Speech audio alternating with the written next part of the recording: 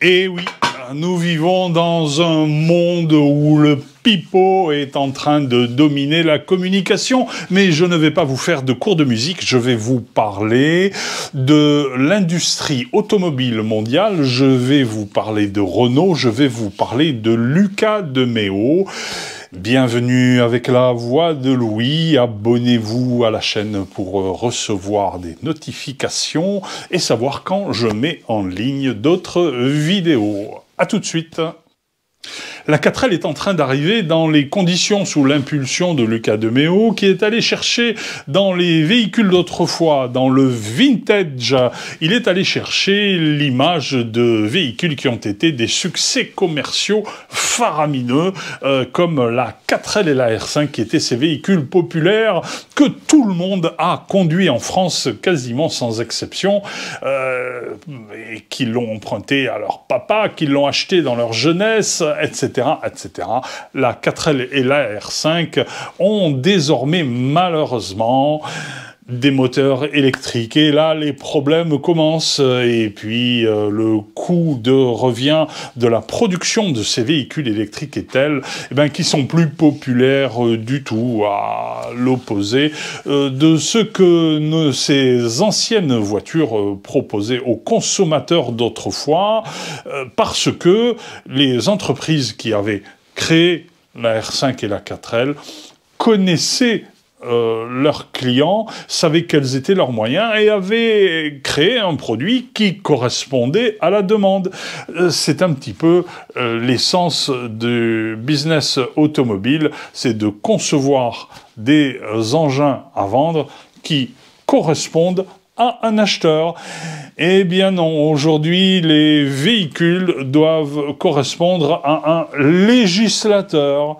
Et il faut concevoir des véhicules électriques parce que l'Europe, sous l'impulsion des écologistes, sous l'impulsion de l'univers industriel allemand, a propulsé la nécessité absolue de se dépêcher d'arrêter de consommer du pétrole pour consommer de l'électricité, mais en même temps en empêchant les Français d'utiliser leur industrie nucléaire pour être compétitifs. Et oui, tout ceci est bien vicieux et ne peut finalement que se terminer en capilotade, car notre industrie nucléaire, qui aurait pu générer l'idée saine et louable à long terme de se déplacer avec des véhicules électriques dans des bonnes conditions de prix de revient notamment, eh bien tout ceci a été détruit, reconstruit, reconfiguré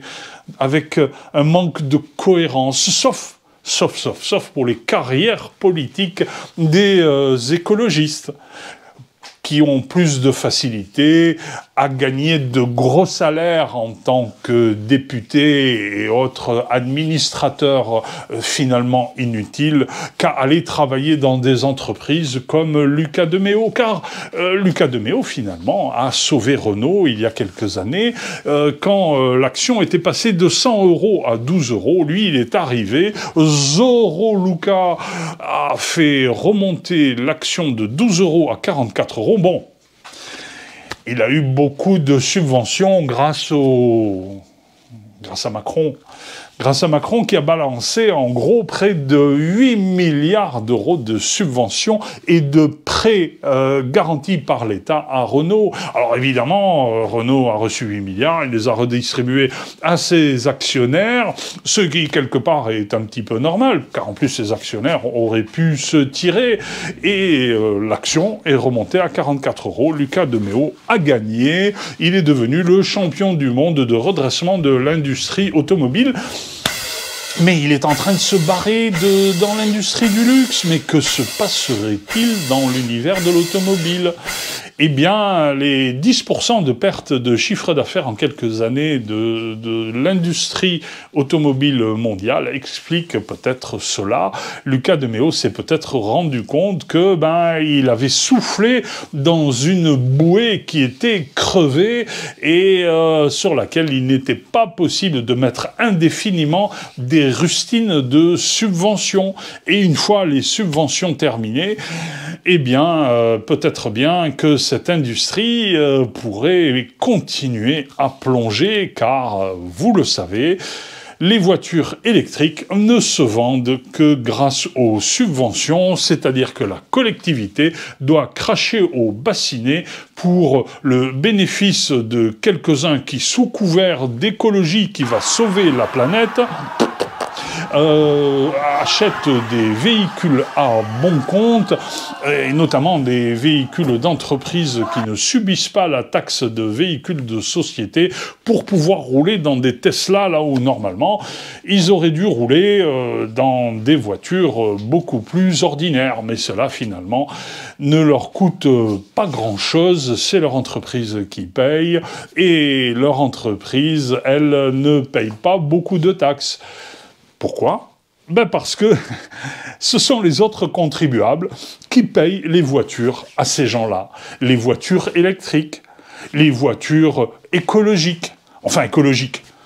Si on regarde d'où viennent les matières premières et comment elles sont extraites, tout ceci n'est pas très écologique et même il semblerait qu'elles soient particulièrement polluantes avant même d'avoir roulé, et même en roulant, elles produisent beaucoup plus de particules fines que des voitures ordinaires, à cause tout simplement de la phase de freinage qui, en regard des couples moteurs très importants et à cause des phases de roulage et d'usure des pneus et toujours de ce couple moteur électrique, eh bien les particules fines sont beaucoup plus importantes dans les voitures électriques que dans les autres. Et oui, mais c'est écologique parce que c'est écrit dessus, c'est écrit dans la plaquette.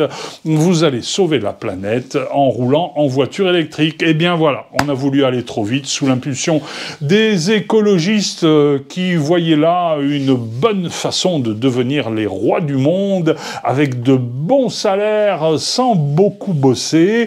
Et malheureusement, c'est un petit peu plus compliqué que prévu et ils sont tous en train de prendre des grandes claques dans la figure, notamment d'avoir ruiné une bonne partie de la production électrique en France, qui aurait pu pourtant, elle aussi, nous permettre d'être les rois du monde en proposant l'énergie électrique la moins chère de la planète et la plus décarboné qu'il n'y ait jamais eu. Mais voilà, il faut faire carrière et l'écologie est bien pratique pour ça. Tout le monde n'est pas Luca de Meo, capable de faire bondir l'action d'une entreprise internationale de 12 € à 44 €. C'est plus facile d'aller à la buvette de l'Assemblée nationale et à la cantine avec un salaire de 15 000 € par mois que d'aller chercher 4 ou 5 000 € par mois, dans le meilleur des cas, dans une entreprise où on doit faire ses preuves. C'est pratique l'écologie, il n'y a pas besoin d'avoir de preuves de réussite, il suffit de le dire, il suffit de faire des promesses, il suffit de faire peur aux gens, et vous êtes écologiste, et vous pouvez être élu et toucher un gros salaire, car vous procurez une bonne conscience à tous ceux qui votent pour vous, et vos décisions sont sacrées, car elles vont sauver la planète. Et voilà, c'est plus compliqué que prévu, parce que derrière, tout le monde ne gagne pas autant de pognon que les élus écologistes. Et Luca de Meo s'en est aperçu et il a décidé finalement d'aller dans une entreprise qui vend des beaux sacs en cuir et des bijoux, parce que cette clientèle-là, l'écologie, elle s'en fout, et puis qu'elle aura toujours envie de paraître plus riche qu'elle n'est, ou d'afficher sa richesse réelle de façon ostentatoire. Et voilà, la nature humaine est compliquée. Il y a ceux qui sont suffisamment riches pour éluder les réalités, et puis il y a ceux qui ne le sont pas du tout et qui sont confrontés tous les jours. Voilà. L'industrie automobile ne tourne pas que autour des voitures de milliardaires, elle est aussi portée par des voitures populaires. Milliardaires, populaires, milliardaires, populaires. Et oui, ces antagonismes ne sont pas faciles à appréhender quand on fait de la politique et que l'on est hors sol. Par contre, Lucas de Méo, lui, vu de l'intérieur, sait très bien tout ça parce que il a du talent, Lucas de Méo, et il va aller se vendre à d'autres pour y rester peut-être plus longtemps. Parce que finalement, avec le bon salaire qu'il avait et les résultats qu'il avait, il n'avait que deux solutions.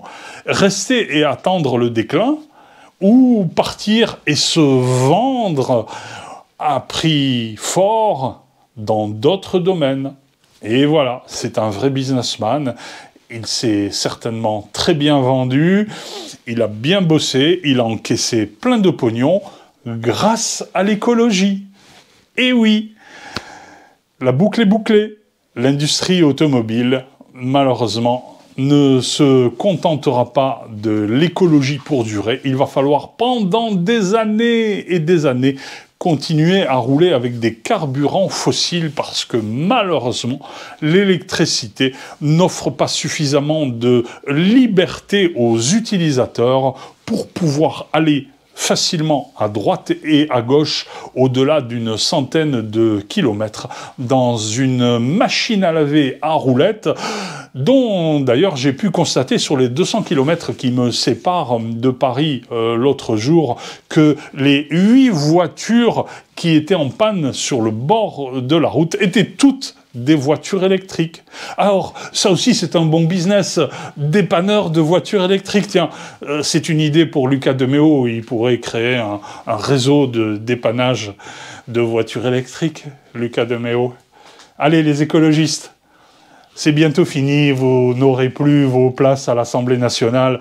Vous allez vous faire exploser encore une fois, y compris au municipal, parce que on en a ras-le-bol de vos petites idées mal fagotées sur des idées non scientifiques, non prouvées, sauf que finalement, tout ceci est du pipeau.